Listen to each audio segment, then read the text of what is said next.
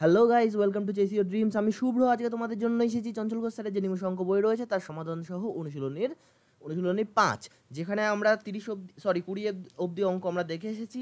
তো আজকে চলো আমরা 21 নম্বর অঙ্ক থেকে দেখি। তো চলো আজকে ক্লাস শুরু করা যাক। বন্ধুরা, 21 নম্বর অঙ্কটা দেখো কি বলা রয়েছে। এক ব্যক্তি তার আয়ের 1/3 অংশ থাকা খাওয়ায় ব্যয় করেন, 1/8 অংশ পোশাক পরিচ্ছদে ব্যয় করেন এবং 1/10 অংশ সৎ কার্যে ব্যয় করেন।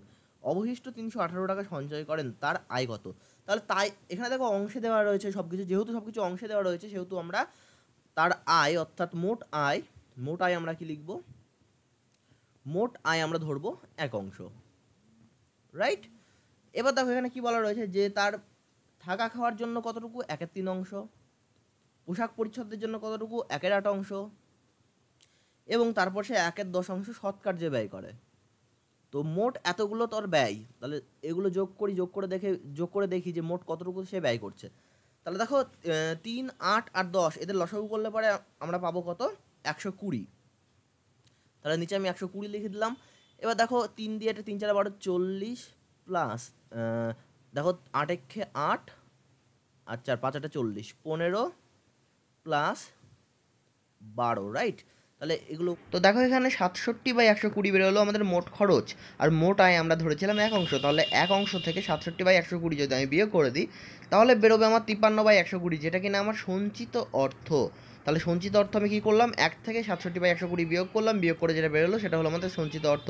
আর এই 53/120 মানেই হলো 318। তাহলে 53/120 মানে যদি 318 হয় তাহলে 1 মানে অর্থাৎ মোট আয় মানে কত সেটা দেখো আমরা ক্যালকুলেশন করে আমরা বের করেছি 720। তাহলে 720 হলো আমাদের রাইট অ্যান্সার। বন্ধুরা, 22 নম্বর অঙ্কটা দেখো কি বলা রয়েছে। 14 বছর আগে এক ব্যক্তির বয়স তার পুত্রের বয়সের 6 গুণ। যদি পুত্রের বয়স 20 বছর হয়, বর্তমানে পুত্রের বয়স যদি 20 বছর হয়, এটা বর্তমানে বয়স দেওয়া রয়েছে, তবে পিতার বয়স কত? তাহলে এদিকে আমি বর্তমান লিখি, এদিকে আমি 14 বছর আগের ঘটনাটা লিখবো। 14 বছর আগে। দেখো পুত্রের বর্তমান বয়স কত? পুত্র 20 বছর। 14 বছর আগে কত ছিল? 14 বছর আগে পুত্র 20 বিয়োগ 14, তাই তো? তাহলে এখান থেকে আসছে কত? 6। আর পিতার বয়স কত ছিল 14 বছর আগে? পিতার বয়স ছিল পুত্রের বয়সের 6 গুণ, অর্থাৎ 6 গুণ 6 অর্থাৎ 36 বছর, রাইট। আচ্ছা, এটা হলো 14 বছর আগের ঘটনা। পিতার বয়স ছিল 36 বছর। তাহলে বর্তমানে পিতার বয়স কত হবে? দেখো 14 বছর আগের বয়স হচ্ছে 36, তাহলে বর্তমানে কত হবে? বর্তমানে পিতার বয়স হবে, তো সিম্পল, বুঝতেই পারছো, 36 বছর, তার সাথে 14 বছর এগিয়ে আসতে হবে বর্তমানে আসতে হলে, তাহলে যোগ করলে 50। তাহলে 50 বছর হবে আমাদের রাইট অ্যান্সার। দেখো কোন অপশনে রয়েছে? অপশন এতে রয়েছে। অপশন এ হলো আমাদের রাইট অ্যান্সার। তো চলো এবার নেক্সট অঙ্কটা দেখি। বন্ধুরা, এবার 23 নম্বর অঙ্কটা দেখো। একটা ভালো অঙ্ক, এই ধরনের অঙ্ক এর আগেও আমাদের হয়েছে।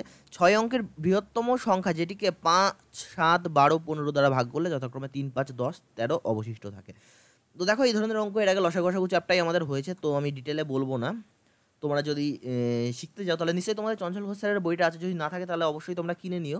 কিনে নিয়ে কী করবে, এই যেই অঙ্কগুলো তোমরা ডিটেলে জানতে চাও সেই চ্যাপ্টারে চলে যাবে এবং সেই চ্যাপ্টারে যত নম্বর অঙ্কতে এই ধরনের অঙ্ক রয়েছে সেখান থেকে দেখে নেবে।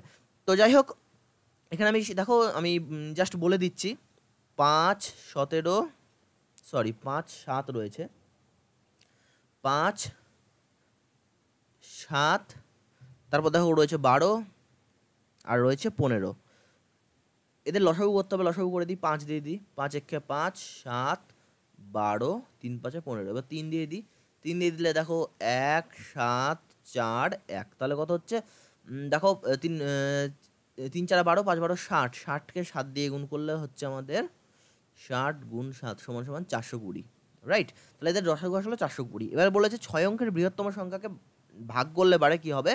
মানে 5, 7, 12, 15 এদের ধর্ম বা এদেরকে কে রিপ্রেজেন্ট করছে? এদেরকে এখন রিপ্রেজেন্ট করছে 420। মানে 420 যাকে ভাগ করতে পারবে এটাও তাকে ভাগ করতে পারবে। তো এবার দেখো 6 অঙ্কের বৃহত্তম সংখ্যাকে বলেছে ভাগ করতে হবে এবং যথাক্রমে 3, 5, 10 ও 13 অবশিষ্ট থাকবে। 6 অঙ্কের একটা বৃহত্তম সংখ্যাটা আমি নিয়ে নিই। তোমরা জানো 6 অঙ্কের বৃহত্তম সংখ্যা হলো 6টা 9। এবার এটাকে কত দিয়ে ভাগ করবো? 420 দিয়ে। আগে ভাগ করে দেখি কি আসে। মানে ভাগ করে আমরা কি বের করতে চাইছি যে কোন সংখ্যাটাকে 420 দিয়ে 6 অঙ্কের বৃহত্তম কোন সংখ্যাকে 420 দিয়ে ভাগ করলে মিলে যাবে, আমরা কিন্তু সেইটা বের করতে চাইছি। সেটা কীভাবে বের করতে হয় তোমরা নিশ্চয়ই জানো। যদি না জানো তাহলে পরে আমি আগেই তোমাদের বললাম লসাগু গসাগু চ্যাপ্টার থেকে তোমরা দেখে নিও। দেখো 2 দিয়ে আমি এটাকে দেবো, 420কে 2 দিয়ে দিলে এবার হচ্ছে 840, রাইট। তাহলে 840, তার মানে এখানে বিয়োগ করলে পরে আমাদের কত আসছে? বিয়োগ করলে আসছে 5, 9। আর এখানে এখানে 5, 9 আর এখানে আসছে একটা 1, 159, রাইট। 159 আসছে। এবার দেখো এখান থেকে আরেকটা 9 নামিয়ে নিই, এই নয়টাকে নামিয়ে নিলাম এখানে। তাহলে এবার দেখো কত দিয়ে যাবে, 420কে 3 দিয়ে দিই, 3 দিয়ে দিলে বেলা আসছে আমাদের 1260। তাহলে এটা বিয়োগ করলে এবার আসছে আমাদের 339। আর এবার আরেকটা 9 আছে, এই 9টাকে নামিয়ে নিই। এবার কত দিয়ে দেবো, এবার 8 দিয়ে দেবো। 8 দিয়ে দিলে এবারে দেখো আমাদের আসছে কত, 8 দিয়ে দিলে এবার হচ্ছে 3360। এবার বিয়োগ করলে আমাদের কত আসছে 3, তারপর 9, আর উপর থেকে আরেকটা 9 আসলো। তাহলে দেখো 420 দিয়ে ভাগ করলে এবারে 238 ঘর অবধি তো যাচ্ছে, এত দূর অবধি তো যাচ্ছে। তারপরে দেখো 399 অবশিষ্ট থাকছে, মানে এইটার জন্য এই 6টা 9কে ভাগ করলে মিলছে না, শুধু 399 এই সংখ্যাটার জন্য। তাহলে এই সংখ্যাটা যদি এখান থেকে বাদ দিয়ে দিই তাহলে পরে হয়ে যাবে সেই সংখ্যাটা পেয়ে যাবো যেই সংখ্যাকে 420 দিয়ে ভাগ করলে মিলে যাবে, অর্থাৎ 5, 7, 12, 15 এগুলো দিয়ে ভাগ করলে মিলে যাবে। তাহলে আমরা সেই সংখ্যাটা বের করে ফেলি। দেখো 6টা 9 লিখে দিলাম আমি এখানে, এটা থেকে কত 399 বিয়োগ করে দেবো। বিয়োগ করে দিলাম, তাহলে এখানে 0 0, 9 থেকে 3 বাদ দিলে 6, 9, 9, 9। দেখো এখানে বিয়োগ করলে আসছে 9,99,600। এটাকে আমরা যদি 420 দিয়ে বা 5, 7, 12, 15 এগুলো দিয়ে ভাগ করি তাহলে মিলে যাবে। এবার বলেছে মিললে হবে না, কি করতে হবে, এখানে অবশিষ্ট থাকতে হবে। কত অবশিষ্ট থাকতে হবে, 3, 5, 10, 13। তাহলে 3 কি করলে অবশিষ্ট থাকবে বলো, 5 দিয়ে যদি আমি এটাকে ভাগ করি, 5 দিয়ে যদি এটাকে ভাগ করি, এটা তো মিলে যাবে, এটা মিলে যাবে। তাহলে 3 কি করে অবশিষ্ট থাকবে, 3 অবশিষ্ট থাকতে গেলে হয় এটাকে আমাকে 99,603 এর সাথে 3 যোগ করতে হবে, তবে শেষে 3টা অবশিষ্ট থেকে যাবে। বা আর একটা কাজ করতে পারি, আমরা এর থেকে 2 বিয়োগ করে দিতে পারি। কত বিয়োগ করতে পারি, 2। অর্থাৎ যেই সংখ্যা দিয়ে ভাগ করবো আর যেটা অবশিষ্ট থাকবে, যেই সংখ্যা দিয়ে ভাগ করবো, এখানে 5 দিয়ে ভাগ করবো, আর অবশিষ্ট কি থাকছে, অবশিষ্ট থাকতে হবে আমাদের দেওয়াই রয়েছে যে 5 দিয়ে ভাগ করলে পারে 3, 7 দিয়ে 5, এবং 12 দিয়ে 13, এবং 15 দিয়ে 3। তো এইভাবে দেখো 5 দিয়ে ভাগ করলে পারে কত অবশিষ্ট থাকবে, অবশিষ্ট থাকবে 3। তার মানে এদের মধ্যে ডিফারেন্স কত, 2। এইভাবে দেখো সবগুলোর মধ্যে ডিফারেন্স কিন্তু 2 করে আসছে। যেহেতু 2 করে আসছে সেহেতু সেই 2কে আমরা পরে বাদ দিয়ে দেবো, তবে তাহলে পরে আমাদের যে নির্দিষ্ট যেরকমভাবে আমাদের ভাগশেষ চাওয়া হয়েছিল সেইভাবে পেয়ে যাবে। এর চাইতে ডিটেল আর আমি এখন বলছি না, কারণ ওখানে বলা রয়েছে, বারবার একই কথা বললে পারে তোমাদেরও ভালো লাগবে না আর আমারও বলতে ইচ্ছা করছে না। তাহলে দেখো এখানে 99,598 এইটা হলো আমাদের অ্যান্সার, রাইট অ্যান্সার। এটাকে যদি ভাগ করো তোমরা 5 দিয়ে, তাহলে পারে 3 অবশিষ্ট, 7 দিয়ে ভাগ করলে পারে যথাক্রমে যা যা দেওয়া রয়েছে 5, এবং যথাযথভাবে সব অবশিষ্ট থাকবে। তো আশা করি তোমরা বুঝতে পেরেছো। যদি না বুঝতে পারো আমি আবারও বলছি, লসাগু গসাগু চ্যাপ্টারে চলে যাবে, এই ধরনের অঙ্ক দেখবে আছে ওখান থেকে তোমরা দেখে নিও। আর যাদের কাছে চঞ্চল ঘোষ স্যারের বইটা নেই তারা কিন্তু অবশ্যই কিনে নিও। তো চলো নেক্সট অঙ্কটা দেখি বন্ধুরা। এবার দেখো আমরা 24 নম্বর অঙ্কটা দেখবো। 1409 এর সঙ্গে কোন ক্ষুদ্রতম সংখ্যা যোগ করলে পারে যোগফল 23 দ্বারা বিভাজ্য হবে। 1409কে কোন ক্ষুদ্রতম 23 দ্বারা ভাগ করলে পারে, আগে দেখি কত অবশিষ্ট থাকছে। তার 6 দিয়ে দিই, 6 দিয়ে দিলে হচ্ছে আমাদের 138, এখান থেকে 2, 9, 1 দিয়ে দিই 23, বিয়োগ করলে আসছে আমাদের 6 অবশিষ্ট থাকছে, ভালো করে বুঝবে। অবশিষ্ট থাকছে কত, 6।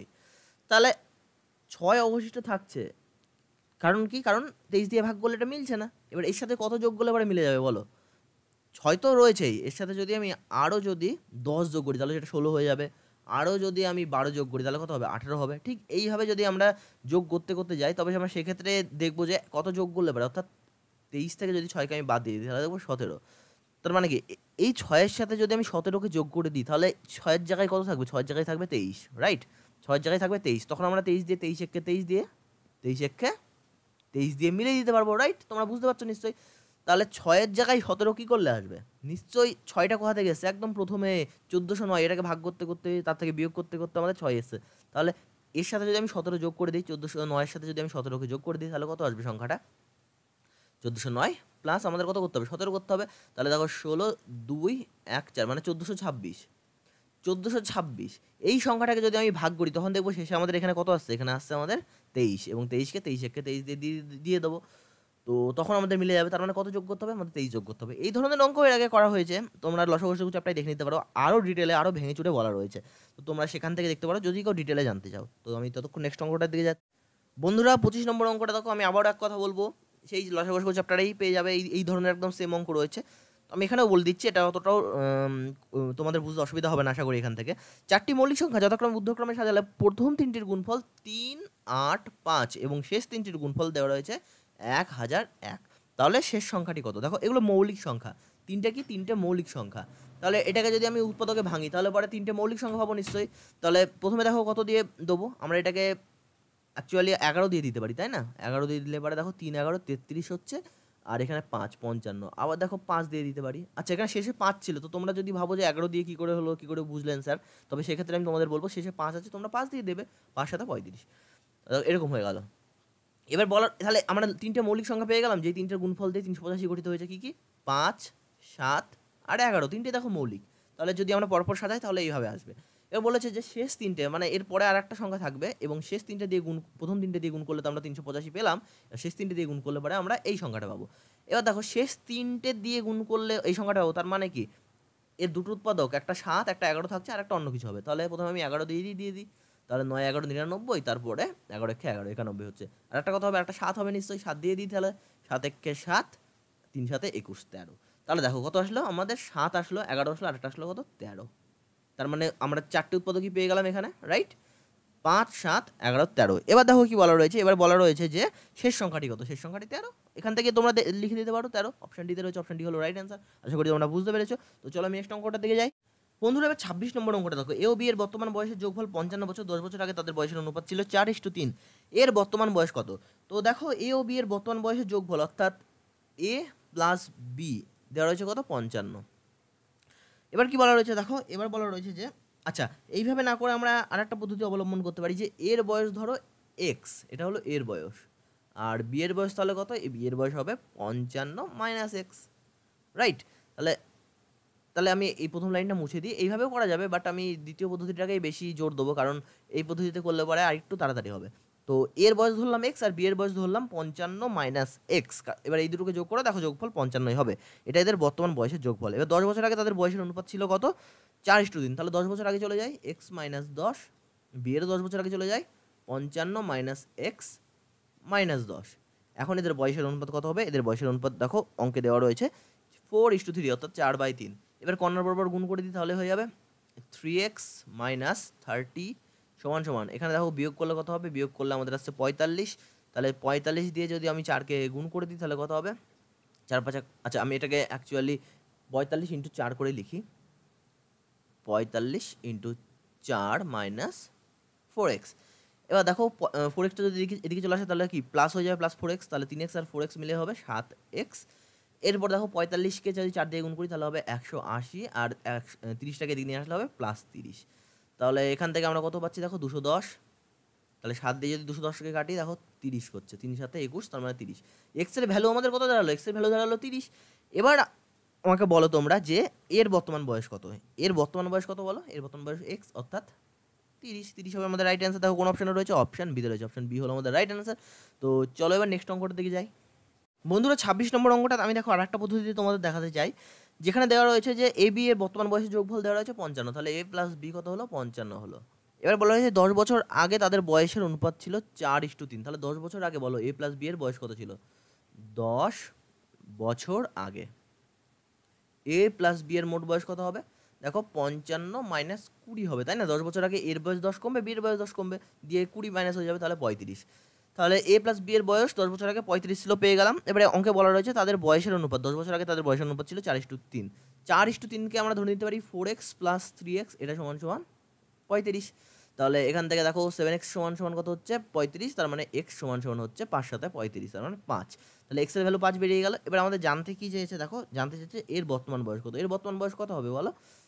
দেখো এর 10 বছর আগে বয়স কত ছিল, 10 বছর আগে এর বয়স ছিল 4x, এটা 10 বছর আগে, কারণ অনুপাতে দেওয়া রয়েছে 4x, তাহলে 4 5 কত হচ্ছে 20 হচ্ছে। আর তাহলে বর্তমান বয়স কত হবে, বর্তমান বয়স 10 বছর আগের বয়স বেরোলো এটা, তাহলে বর্তমান বয়স হবে প্লাস 10 সমান সমান 30। দেখো এখানে ক্যালকুলেশনটা একটু কম, কিন্তু তোমাকে ব্রেন খাটাতে হবে, তাহলে পরে অঙ্কটা হয়ে যাবে। তো আমার মনে হলো এটা একটু ইন্টারেস্টিং, এটা শেয়ার করা উচিত তোমাদের সাথে, তাই আমি শেয়ার করে দিলাম, বাকিটা তোমাদের হাতে। তো চলো আমি নেক্সট অঙ্কটা দিকে যাই। বন্ধুরা 27 নম্বর অঙ্কটা দেখো, ভাগফল 702, অবশিষ্ট 24, আর ভাজক এই উভয়ের সমষ্টি অপেক্ষা 7 বেশি। তাহলে ভাজ্য কত, ভাজ্য সমান সমান তোমরা তো জানোই আশা করি, ভাজক গুণ ভাগফল যোগ ভাগশেষ, অর্থাৎ অবশিষ্ট, এই সূত্র দিয়ে আমরা করে দিতে পারি। আচ্ছা তাছাড়া আমি যদি তোমাদের ডিটেলে বলি কোনটা কি, দেখো এখানে বলা রয়েছে যে ভাগফল 702, অর্থাৎ একটা ভাগ যদি আমরা করি আমাদের পুরনো পদ্ধতিতে, তাহলে নিচে আমরা কত থাকবে, ভাগফল যেটা বলা রয়েছে সেটা হচ্ছে 702, আর বলা রয়েছে অবশিষ্ট 24, তার মানে শেষে 24 অবশিষ্ট থাকবে। আর একটা কি বলা রয়েছে দেখো, যে ভাজক হলো এই উভয়ের সমষ্টি অপেক্ষা 7 বেশি, তার মানে ভাজক কত হবে এখানে, উভয় সমষ্টি, অর্থাৎ 702 প্লাস 24 প্লাস 7, রাইট? তাহলে এগুলো যোগ করলে পরে আমাদের দেখো কত হচ্ছে, এগুলো যোগ করলে পরে আমাদের হচ্ছে 733। তাহলে 733 হলো আমাদের কি, এটা এই পজিশনে যেটা আছে সেটাকে বলা হয় ভাজক।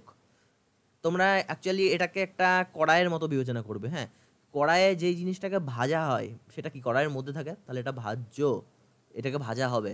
আর ভাজক যে ভাজবে সে কি থাকবে, সে কড়াইয়ের পাশে থাকবে, তাই না? তাহলে সে হলো ভাজক। আর যেটা আলটিমেটলি যেটা অ্যান্সার বেরোবে সেটা তো ফল, এটা তো ভাগফল মনেই থাকবে, ভাগফল। আর অ্যাকচুয়ালি যেটা শেষে পড়ে থাকে সেটা ভাগশেষ বা অবশিষ্ট। শুধু কনফিউশন আমাদের ভাজক আর ভাজ্যকে নিয়ে হয়। তাহলে ভাজ্য কি, ভাজ্য হলো যাকে কড়াইয়ে ভাজা হবে সে হলো ভাজ্য, মানে মাঝখানে যে আছে সে ভাজ্য, আর যাকে যে ভাজবে সে হলো ভাজক। তার মানে সেটা যে সে কড়াইয়ের পাশে থাকবে। তো আশা করি তোমরা এই কনসেপ্ট থেকে এটা আর তোমাদের কোনোদিন ভুল হবে না। তো যাই হোক, এবার আমরা ভাজ্য আমাদের বের করতে বলা হয়েছে যে ভাজ্য কি। তো ভাজ্য সমান সমান ভাজক গুণ ভাগফল, তার মানে 733 গুণ 702 আর যোগ ভাগশেষ অর্থাৎ 24। দেখো এটা করলে পরে আমাদের অ্যান্সার বেরিয়ে আসবে। অ্যান্সার হবে আমাদের 514590। দেখো কোন অপশানে রয়েছে, অপশান দেখো, অপশান অ্যাকচুয়ালি নেক্সট পেজে রয়েছে, দাঁড়াও আমি দেখে বলে দিচ্ছি তোমাদেরকে। অপশান এতে রয়েছে, অপশান এ হলো আমাদের রাইট অ্যান্সার। দেখো বন্ধুরা, অপশান এতে আছে রাইট অ্যান্সার। তো বন্ধুরা তোমরা দেখো ভাজ্য সমান সমান যে ভাজক গুণ ভাগফল যোগ ভাগশেষ, এটা কিন্তু তোমরা মুখস্থ করবে না। তোমরা ছোটো ছোটো সংখ্যা 6কে বা 7কে তোমরা 2 দিয়ে ভাগ করে দেখবে, 3 দুগুণে 6 ভাগশেষ 1। তো এখানে এই সূত্রটা অ্যাপ্লাই করে দেখবে যে ঠিকঠাক হচ্ছে কি না। যদি হয় তাহলে বোঝার চেষ্টা করবে যে কেন হচ্ছে, তো তাহলে পরে তোমাদের কোনো দিনের ভুল হবে না। তো চলো আমি নেক্সট অঙ্কটার দিকে যাই। বন্ধুরা এবার 28 নম্বর অঙ্কটা দেখো, খুব ভালো অঙ্ক একটা, খুব মানে সুন্দর অঙ্ক একটা। সকাল 6টায় 4 কিলোমিটার গতিতে এ কলকাতা থেকে শ্রীরামপুর 24 কিলোমিটার গতিতে যাত্রা শুরু করলো। 24 কিলোমিটারটা দেখো ব্র্যাকেটে দেওয়া রয়েছে। বি 1 ঘন্টা পর শ্রীরামপুর থেকে যাত্রা শুরু করলো এবং এর 1 ঘন্টা আগে পৌঁছে গেল। তারা কখন মিলিত হয়েছিল? তো দেখো কলকাতা থেকে আমাদের কোথায় যাচ্ছে, শ্রীরামপুর, এখানে এস লিখে দিলাম। আর এ এই পজিশনে থেকে যাত্রা শুরু করেছে কখন, সকাল 6টা, 6 AM। আর দেখো মোট দূরত্ব, রাস্তার যে মোট দূরত্ব সেটাকে আমি নিয়ে নিই, কত দেওয়া রয়েছে দেখো, রাস্তার মোট দূরত্ব রয়েছে 24 কিলোমিটার, 24 কিলোমিটার। আর এখানে দেখো এর গতিবেগও দেওয়া রয়েছে 4 কিলোমিটার প্রতি ঘন্টা গতিবেগে। তাহলে এর গতিবেগটা আমি লিখে দিই 4 কিমি পার আওয়ার, এটা এ। এখানে এর কন্ডিশন সব বোঝা গেল। এবারে আমরা বি এর দিকে যাই। বি দেখো কি বলা রয়েছে, বি 1 ঘন্টা পরে শ্রীরামপুর থেকে যাত্রা শুরু করলো। এ যাত্রা শুরু করার 1 ঘন্টা পর, তার মানে বি কটার সময়, বি এখানে আছে, বি কটার সময় যাত্রা শুরু করেছে, 6টায় না কিন্তু, বি করেছে 7টায়। কেন 7টায়, 1 ঘন্টা পর বলেছে, তাহলে 7টায় যাত্রা শুরু করেছে। এবার বলেছে যে বি এই সময় যাত্রা শুরু করলো এবং এর 1 ঘন্টা আগে পৌঁছে গেল, মানে এ যখন পৌঁছেছে, এখানে পৌঁছেছে এ, তার 1 ঘন্টা আগে বি কিন্তু এই পজিশনে পৌঁছে গেল। তাহলে কিভাবে পৌঁছালো, মানে কটার সময় পৌঁছেছে সেটা বের করার চেষ্টা করবো আমরা। তো কিভাবে করবো, দেখো দেখো সকাল 6টায় 4 কিলোমিটার গতিতে এ বেরিয়েছে, তাহলে এর কত সময় লাগবে বি স্থানে পৌঁছাতে, সময়, কার সময়, এর সময়। সময় সমান সমান কি, দূরত্ব বাই গতিবেগ, দূরত্ব কত 24 আর গতিবেগ হলো 4, তাহলে 4 6 24, তাহলে 6 ঘন্টা লাগবে, রাইট? 6 ঘন্টা লাগবে কার, এর লাগবে। এবার এর 6 ঘন্টা লাগবে, তার মানে কটায় পৌঁছাবে, 6 প্লাস 6, 6টার সময়, তার সাথে 6 ঘন্টা প্লাস হলো 12টা, তার মানে 12টার সময় কিন্তু আমাদের এ কিন্তু বিতে পৌঁছে যাবে। কে পৌঁছাবে, এ বি স্থানে পৌঁছাবে কটায়, 12টায়। আর আমাদের এখানে PM করে দিই এটাকে। আর বি তাহলে আমাদের কখন পৌঁছাবে, এ স্থানে, বি কিন্তু আমাদের পৌঁছাবে 7টায় বেরিয়েছে এবং এর 1 ঘন্টা আগে পৌঁছাবে, তার মানে 11টায়, 11 PM। এটুকু ক্লিয়ার হয়েছে আশা করি তোমাদের। তাহলে দেখো বি এর কতক্ষণ সময় লাগছে, বি যে 7টা থেকে 11টা, কতক্ষণ সময় লাগলো, 8টা 9টা 10টা 11টা, রাইট? 4 ঘন্টা সময় লাগলো। তাহলে এর সময় লাগলো 6 ঘন্টা, বি এর সময় লাগলো 4 ঘন্টা। তাহলে বি এর গতিবেগটা কত বের করি, বি এর গতি কীভাবে বের করবো, গতিবেগ সমান সমান, গতি লিখলাম আমি শর্টকাটে, গতিবেগ সমান সমান কী হয়, দূরত্ব বাই সময়। দূরত্ব কত, দূরত্ব তো 24, আর দূরত্ব বাই সময়, সময় কতক্ষণ লাগলো বিয়ের, 4 ঘন্টা। তাহলে 4 দিয়ে কাটি 6, তাহলে 6 কিমি পার আওয়ার। তাহলে বিয়ের গতিবেগ কত পেলাম আমরা, 6 কিমি পার আওয়ার। আর এর এই স্থানটা অতিক্রম করতে সময় লাগলো 6 ঘন্টা, বিয়ের লেগেছে 4 ঘন্টা। বি 4 ঘন্টায় কিন্তু এ স্থানে পৌঁছে গিয়েছে, অর্থাৎ কলকাতায় পৌঁছে গিয়েছে। তো এবার আমরা দেখো কি করব, প্রতি ঘন্টায়, মানে যখন বি যখন যাত্রা শুরু করলো, যখন বি কোন পজিশনে আছে, বি তখন এই পজিশনে আছে বি, রাইট? এইখানে আছে বি। আর এ তখন কোথায় আছে?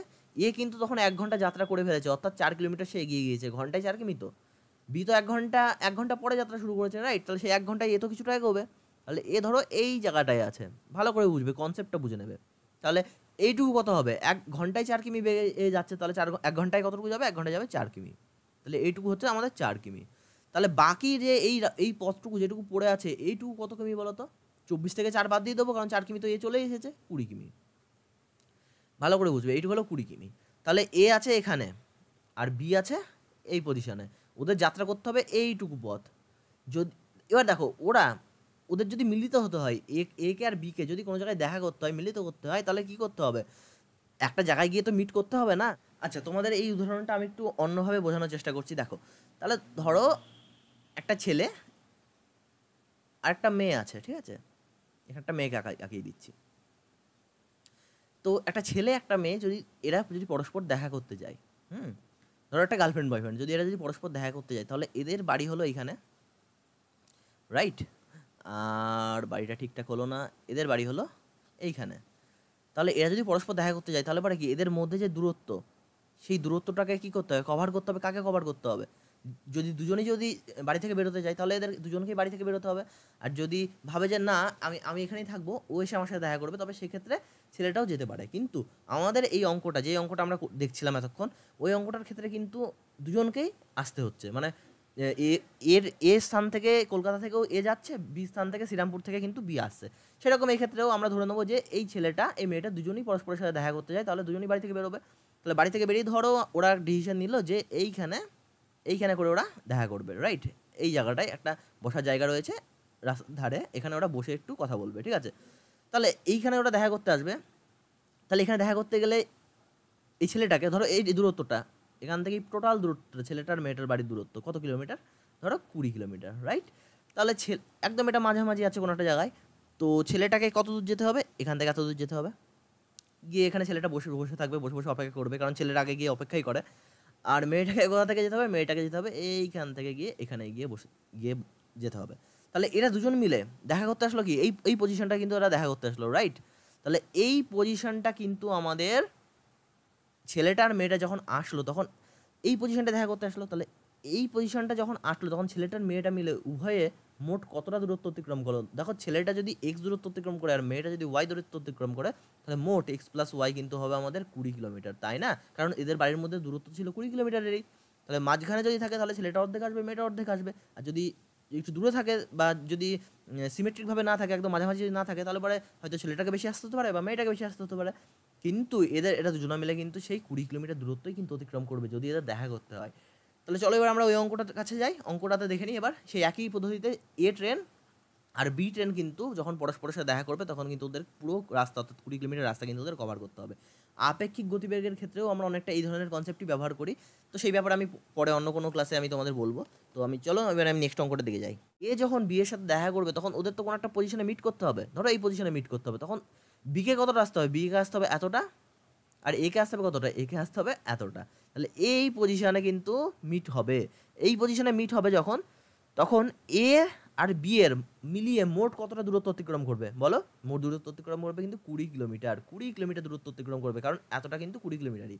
এ আর বি মিলে কিন্তু 20 কিলোমিটার দূরত্ব অতিক্রম করবে, অনেকটা আপেক্ষিক গতিবেগের মতো করে আমরা করবো অঙ্কটা। তাহলে দেখো, 1 ঘন্টায় এ আর বি মিলে কতটা পথ অতিক্রম করে? এ তো 4 কিমি যায়, বি যায় 6 কিমি। তার মানে মোট কতটুকু যায়? 4 + 6, 1 ঘন্টায় যায় ওরা 10 কিমি। তাহলে 20 কিমি যাবে কতক্ষণে? এই দূরত্বটা তো 20 কিমি না, 20 কিমি যাবে কতক্ষণে? 20 কিমি যাবে 2 ঘন্টায়। ক্লিয়ার? মুখে মুখেই হয়ে যাবে। আমরা এত কিছু করেছি, তোমাদের দেখে মনে হচ্ছে হয়তো কত কি না করাচ্ছে স্যার, কিন্তু না। দেখো, অ্যাকচুয়ালি এগুলো যখন তোমরা করবে না, তখন তোমাদের মানে ব্রেনের মধ্যেই ক্যালকুলেশন হয়ে যাবে, তো তোমরা অ্যান্সার বের করে আনতে পারবে। তো দেখো, 2 ঘন্টা পর তারা মিলিত হবে। কখন থেকে 2 ঘন্টা পর? এই পজিশন থেকে। এই পজিশনে এ কখন আছে? সকাল 6টায় বেরিয়েছে, 1 ঘন্টা পরে এখানে আছে। মানে এই পজিশন মানে 7টা, 7 AM। ঠিক এর 2 ঘন্টা পর, 2 ঘন্টা পর এরকম পজিশনে গিয়ে মিলিত হবে। তাহলে 7 + 2 মোট 9 AM। মানে 9টার সময় কিন্তু এ আর বি মিলিত হবে। দেখো কোন অপশানে রয়েছে? অপশান হলো অপশান বি হলো রাইট অ্যান্সার। দেখো, খুব ইম্পর্টেন্ট অঙ্ক, খুব সিম্পল অঙ্ক, কিন্তু বুঝতে হবে, না বুঝলে কিন্তু পরীক্ষায় কোনোদিন করে আসতে পারবে না। তোমরা মুখস্থ করে যদি ভাবো যে অঙ্কটা নামিয়ে ফেলবে, কোনো দিন হবে না। একদিন দুদিন মনে থাকবে, কিন্তু সারা জীবন মনে থাকবেই না, অসম্ভব। তো চলো আমরা অঙ্ক যখন বুঝতে পেরেছি তখন আমরা নেক্সট অঙ্কটার দিকে যাই। বন্ধুরা এবার 29 নম্বর অঙ্কটা দেখো, দুটি সংখ্যা তৃতীয় একটি সংখ্যা চেয়ে 20% ও 50% বেশি, প্রথম সংখ্যাটি দ্বিতীয় সংখ্যার কত শতাংশ? তো দেখো দুটি সংখ্যা বলা রয়েছে, এটা ধরো 1 নম্বর, এটা 2 নম্বর, আর একটা 3 নম্বরও আমি দিয়ে দিই। এবার দেখো কি বলা রয়েছে যে এই যে তিনটি সংখ্যা তার মধ্যে তৃতীয় সংখ্যার চেয়ে, দুটি সংখ্যা তৃতীয় সংখ্যার চেয়ে যথাক্রমে 20% ও 50% বেশি। তাহলে তৃতীয় সংখ্যাটাকে আমি 100 ধরে নিই, কারণ তৃতীয় সংখ্যার চেয়ে বলা রয়েছে, মানে তৃতীয় সংখ্যার সাথে আমাকে কম্পেয়ার করতে হবে। আর যেহেতু পার্সেন্টে আছে তাহলে 100 ধরলে আমাদের সুবিধা, অন্য কিছু ধরতে পারো, সেটা তোমাদের ব্যাপার। যদি অঙ্ক জটিল করতে ইচ্ছা করে, যদি মনে হয় যে আমি অনেক ক্যালকুলেশন করবো, তাহলে পরে তোমরা অন্য কিছু ধরবে। তো যাই হোক, আমি 3 নম্বর ডিজিটটা, আমি 3 নম্বর সংখ্যাটা আমি ধরে নিলাম 100। এবার বলা রয়েছে যে 3 নম্বর সংখ্যার চেয়ে কি 20% ও 50% বেশি। তাহলে প্রথম সংখ্যা কত পার্সেন্ট বেশি? 20%। তাহলে 100-র সাথে আমরা 20 যোগ করে দেবো, চলে আসবে 120। আর আরেকটা কি বলা রয়েছে, আরেকটা বলা রয়েছে যে তৃতীয় সংখ্যার চেয়ে এটা 50% বেশি। তাহলে 100-র সাথে আমরা 50 যোগ করে দেবো, তাহলে হবে 150, রাইট? তাহলে আমাদের এবার কি জানতে চাওয়া হয়েছে? আমাদের জানতে চাওয়া হয়েছে প্রথম সংখ্যাটি দ্বিতীয় সংখ্যার শতকরা কত। প্রথম সংখ্যাটি দ্বিতীয় সংখ্যা শতকরা কত? তাহলে দ্বিতীয় সংখ্যা যখন 150, তখন প্রথম সংখ্যা কত? 120। তাহলে দ্বিতীয় সংখ্যা শতকরা জানতে হয়েছে, শতকরা কত? তাহলে দ্বিতীয় সংখ্যা যখন 100, তখন প্রথম সংখ্যা কত? 120/150 গুণ 100। একটা শূন্য একটা শূন্য কেটে গেল। দেখো এবার যদি 5 দিয়ে যদি কাটি, 3 5 15, 5 20 100, 3 দিয়ে কাটলাম, 3 4 12, তাহলে কত হচ্ছে? 4 2 8, 80। 80 আমাদের দাঁড়াচ্ছে, কিন্তু দেখো 80 হলো অপশন ডিতে রয়েছে, অপশন ডি হলো আমাদের রাইট অ্যান্সার। তাহলে প্রথম সংখ্যাটি দ্বিতীয় সংখ্যার 80% বা পার্সেন্ট দিয়ে দাও না, অসুবিধা নেই কিছু। তো চলো এবার নেক্সট অঙ্কটার দিকে আমরা যাই। বন্ধুরা আজকে শেষ অঙ্ক 30 নম্বর অঙ্কটা দেখো, খুব ভালো অঙ্ক। এই ধরনের অঙ্ক কিন্তু পরীক্ষায় আসে। একখানা খুঁটি 3 খণ্ড করা হলো। প্রথম খণ্ড সমস্ত খুঁটির 1/3 অংশ, দ্বিতীয় খণ্ড প্রথম খণ্ডের 3/8 অংশ, এবং তৃতীয় খণ্ড 6 মিটার 50 সেন্টিমিটার দীর্ঘ। খুঁটির প্রথম খণ্ডের দৈর্ঘ্য হতো। তাহলে মোট খুঁটির দৈর্ঘ্য, পুরো খুঁটির দৈর্ঘ্যটা ধরো 1 অংশ, ঠিক আছে? ধরো এত বড় একটা খুঁটি রয়েছে, যেটাকে আমি, খুঁটি সাধারণত দাঁড়িয়ে থাকে, বাট আমি তোমাদের বোঝানোর জন্য আমি শুয়েই দেখাচ্ছি। তো খুঁটি দেখো 3 খণ্ড করা হয়েছে। তাহলে প্রথমে কত? মোট খুঁটির 1/3 অংশ করা হয়েছে। তারপরে আর একটা কী হয়েছে? প্রথম খণ্ডের, অর্থাৎ এই যে প্রথম খণ্ড, এর 3/8 অংশ। তো আমি এতটুকু ধরে নিলাম প্রথম খণ্ড, অর্থাৎ 1/3 এর 3/8 অংশ। এবার তারপরে বলা রয়েছে শেষ খণ্ড, অর্থাৎ এইটুকুর কত? এইটুকু কিন্তু দেখো আমাদের এখানে বলা রয়েছে, এই ডিস্টেন্সটা কিন্তু আমাদের বলা রয়েছে কতটুকু? 6 মিটার 50 সেন্টিমিটার, 6 মিটার 50 সেন্টিমিটার। তো এটাকে আমি একবারে সেন্টিমিটারে করে নিই, তাই না? 650 সেন্টিমিটার, একটা একই এককে থাকলে আমাদের করতে সুবিধা হবে। তো 650 সেন্টিমিটার হলো এই ডিস্টেন্সটা। আচ্ছা, এই ডিস্টেন্সটা কি আমরা অন্য কোনোভাবে পেতে পারি? দেখো তো পেতে পারি নাকি। দেখো টোটালটা কত? 1 অংশ ছিল। আর এইটুকু কত? এইটুকু 1/3, আর এইটুকু কত? এইটুকু কেটে দিলে পারে, এটা 1/8। তাহলে 1/3 একটা অংশ 1/8, এই দুটো যোগ করে যদি আমরা 1 থেকে বিয়োগ করে দিই, টোটালটা তো 1 ছিল, তা থেকে যদি এইটুকুকে আমি বাদ দিয়ে দিই, তাহলে এবারে তো আমি এই জায়গাটুকু, অর্থাৎ অন্য কালি দিয়ে তোমাদেরকে দেখাই, এই জায়গাটুকুর আমরা যে কতটা দৈর্ঘ্য এটুকুর, সেটা আমরা পেয়ে যাব। তাহলে এখান থেকে সেই একইভাবে আমরা ক্যালকুলেশন করব। দেখো আমরা সেই কাজটাই করেছি অঙ্কের মাধ্যমে, যে টোটাল দণ্ড থেকে আমরা প্রথম দুই কুচি, সেই 2 কুচি কিন্তু বাদ দিয়ে দিয়েছি, এই যে প্রথম কুচি দ্বিতীয় কুচি। তাহলে দেখো কত হচ্ছে? 3 8 24, তাহলে 8 3 কিন্তু 11/24, রাইট? তাহলে এখান থেকে দেখো 24 লসাগু হবে, তাহলে 24 বিয়োগ 11, 24 থেকে 11 বিয়োগ করলে কিন্তু আমাদের আসছে 13/24। তাহলে এই অংশটা কিন্তু 13/24, 13/24, ভালো করে বুঝবে কিন্তু, 13/24 কিন্তু এই অংশটা। তাহলে আমাদের কিন্তু অঙ্কে বলা রয়েছে যে 13/24 মানে কত? 13/24 যেটা আমরা বের করলাম, এটা মানে কত? 650 সেন্টিমিটার। তাহলে 1 অংশ, মোটটা কত ছিল? 1 অংশ, তাহলে 1 অংশ মানে কত? এখান থেকে বের করে নিই, 650 গুণ 24/13, রাইট? 24/13, তাহলে দেখো 5 13 65 50। তাহলে 24 দিয়ে 50কে গুণ করলে যেটা আসবে সেটাই হবে আমাদের অ্যান্সার। দেখো কত হচ্ছে? 24 দিয়ে 50কে গুণ করলে পারে, দেখো 5 2 10 আর 1200, রাইট? 1200 সেন্টিমিটার হচ্ছে। দেখো কোন অপশানে রয়েছে? অ্যাকচুয়ালি মিটারে রয়েছে, তাহলে আমরা মিটারে করে নিই। 12 মিটার 100 দিয়ে ভাগ করলেই চলে আসে। তো আশা করি তোমরা বুঝতে পেরেছো, তোমাদের ক্লাস হয়তো ভালো লেগেছে। যদি ভালো লেগে থাকে তাহলে পরে অবশ্যই ভিডিওটাতে লাইক করে দিও, আর যারা নতুন তারা অবশ্যই চ্যানেলটাকে সাবস্ক্রাইব করে দিও। যারা প্রথম থেকে আছো তারা ভিডিওটাকে শেয়ার করে দিও, তাহলে আমাদের খুব ভালো লাগবে। আর এরকম ক্লাস ভবিষ্যতে দেখার জন্য আমাদের ফলো করতে থাকো। তোমরা নিজেদের ফ্যামিলির খেয়াল রাখো। আশা করছি পরের ভিডিওয় তোমাদের সাথে দেখা হবে। তো তো thanks for watching and God bless you all.